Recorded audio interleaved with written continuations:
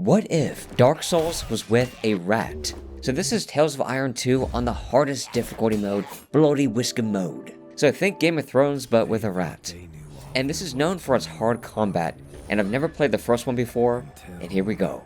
So, my dad comes in the room and wakes my lazy butt up, and he tells me I need to go out and fight porcupines. So he takes me on my first hunting lesson. Here we are in our first battle, and I'm just grateful that we didn't have to fight a big one. Because guys, at first I thought that thing on the right was a big porcupine. Also, what's really cool is that there's death animations, there's executions at the end of a little fight. So how this works is red attacks you can't block, yellow attacks you can block, and you can even do parries on yellow attacks, which I find really cool. And then just the ending executions are really nice. Now I'm actually on 1 HP, and I didn't know that the game actually saved right here. And then, you guys want to guess what happens? This mother had left her young to fight alone. I ended up killing this thing's kids, and this thing is a huge boss, so my first instinct was right.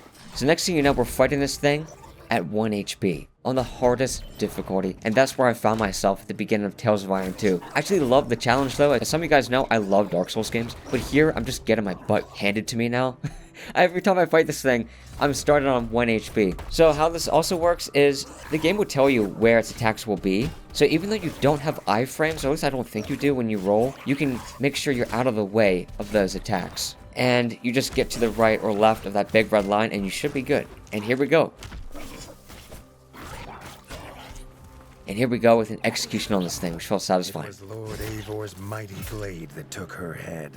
But the fight was won together. So after that, guys, I felt like I could take on whatever the game threw at me.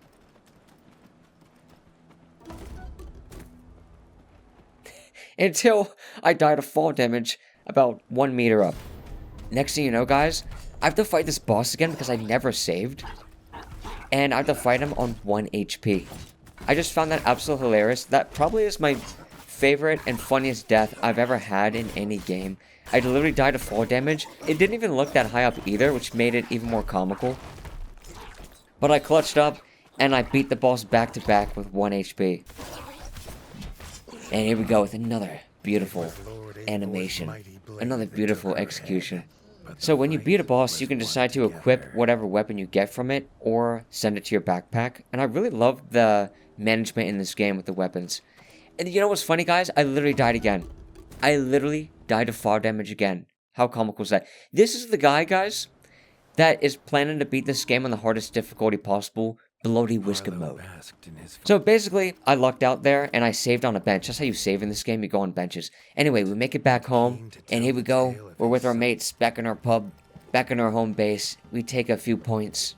We celebrate with the other rats, and I just love the art style in this game. Anyway, we go to bed, we sleep, and this is what happens. The booming footsteps that woke him this time were nothing like those of his father. I had this feeling too. We're all partying, and I thought to myself, that'd be really bad if we got attacked in the middle of the night while everyone's drunk and recovering from a hangover.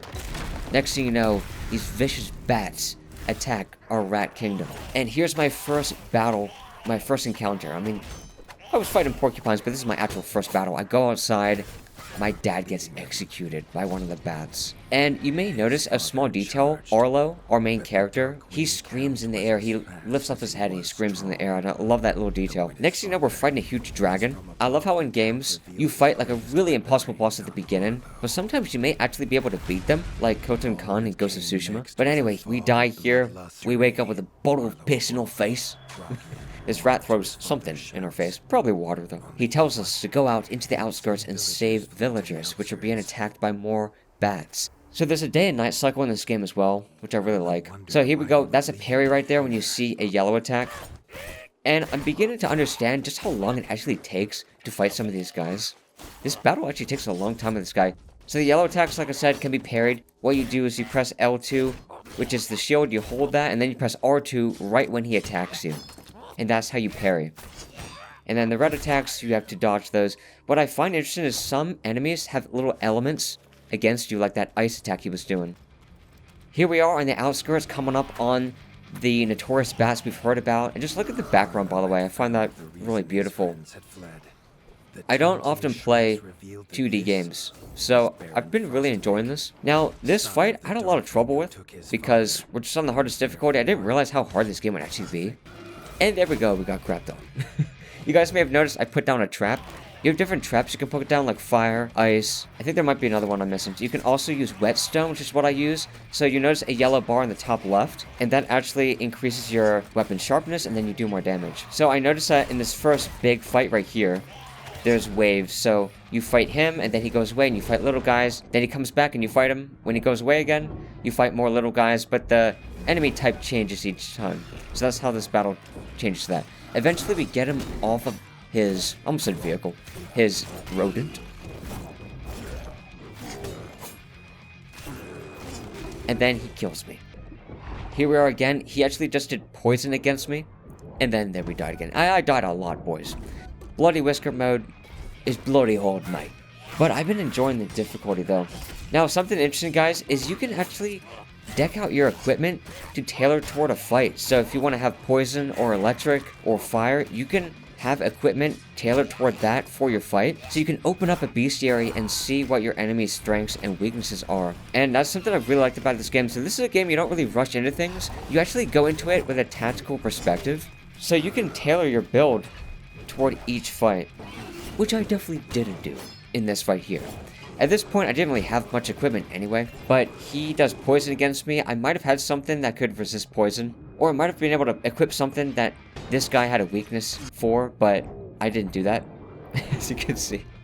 See, there we go, we died again. But I wanted to include me struggling. I always like including my journey. But now I'm going to show you guys the full run. This is the final attempt where I succeeded, and here we go. So I start off with using whetstone, and then I drink. The healing system is pretty cool in this game. You just basically fill up your mead, your beer, and you could do that at various locations in the game. Something I noticed as well about this game that you guys may like are the small details, like the guys in the background playing instruments, or that rat a little close in the foreground who is struggling to stay alive still. So my strategy was just to take out the guy on the right first, and then deal with the other guy. Even if you don't parry, if you just hold L2 and then R2, you do a shield bash, which I like. Those red attacks are actually a little delayed. You have to dodge a little after you would think.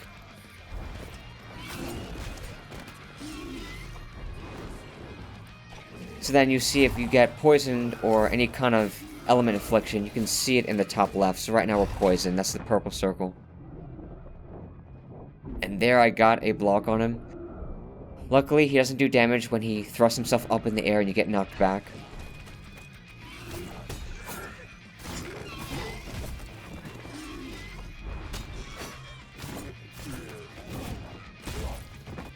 And then here we go, we got rid of him in that phase, and we got more.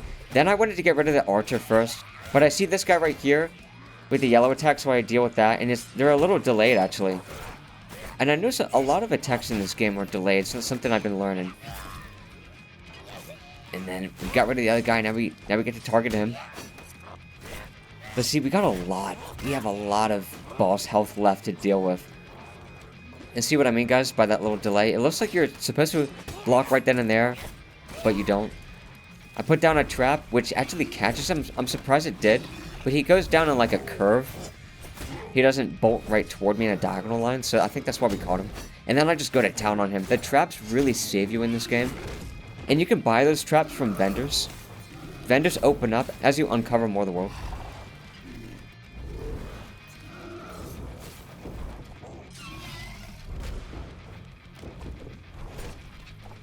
And here we go. We got this man 1/4 down now. And there's what the parry looks like. Put down another trap. Now there's a maximum amount you can hold, by the way, for all these traps. He actually catches me with poison. Look at my health now. And then there we go. We get it, boys. See, he was actually burning still from my fire trap. That's what happened. Was beaten. But seeing what had been inflicted on Hilda and Krunk, Arlo's need for vengeance was only growing. And there we go, we beat our first battle. And then he feels sorrow for his comrade.